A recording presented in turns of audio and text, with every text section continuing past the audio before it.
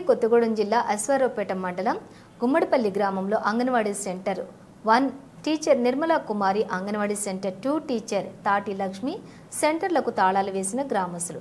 వివరాల్లోకి వెళితే గ్రామస్తులు పొట్ట సత్యం మాట్లాడుతూ అంగన్వాడీ సెంటర్ నందు టీచర్స్ పిల్లలకు, గర్భిణీలకు, బాలింతలకు ఫీడింగ్ సరిగా అందటం లేదని, బియ్యం, నూనె, కోడిగుడ్లు అమ్ముకుంటున్నారని గతంలో చాలాసార్లు జరిగిందని సిడిపిఓకి కూడా చెప్పడం జరిగింది.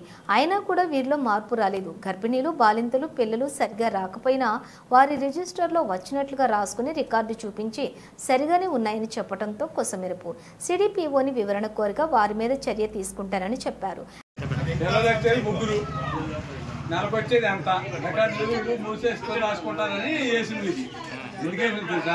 రికార్డులో ఉన్నాయి ఇప్పుడు తీపిస్తా చూద్దాం.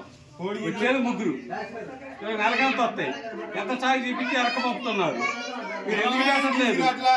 ఆయన బాబు మళ్ళీ పిల్ల తల్లులు ఉన్నారు, వాళ్ళకి అనోడు పెట్టాలి.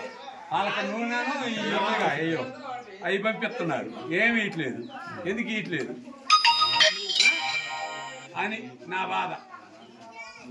అట్లా ఎందుకు చేస్తున్నారు మీరు? ఎందుకు అట్లా ముగ్గురు వస్తుంటే మీరు ఎందుకు ఏం చేయట్లేదని ఆయాన్ని శోభరాజు గారు వచ్చారు. శోభరాజు గారిని కూడా నేనేమంటానంటే సరేనండి ఫస్ట్ నుంచి వచ్చాక పరిస్థితి అడిగి ఏంటి సంగతి అట్లా ఎందుకు జరుగుతుంది, మీరు బియ్యం ఎందుకు అమ్ముతున్నారు, కోడిగుడ్లు ఎందుకు అమ్ముతున్నారు, ఎందుకు ఇయట్లేదు, పిల్లలు ఎందుకు తీసుకొచ్చి వాళ్ళ శుభ్రంగా పెట్టట్లేదు, వాళ్ళే మీరు ఎందుకు తింటున్నారు.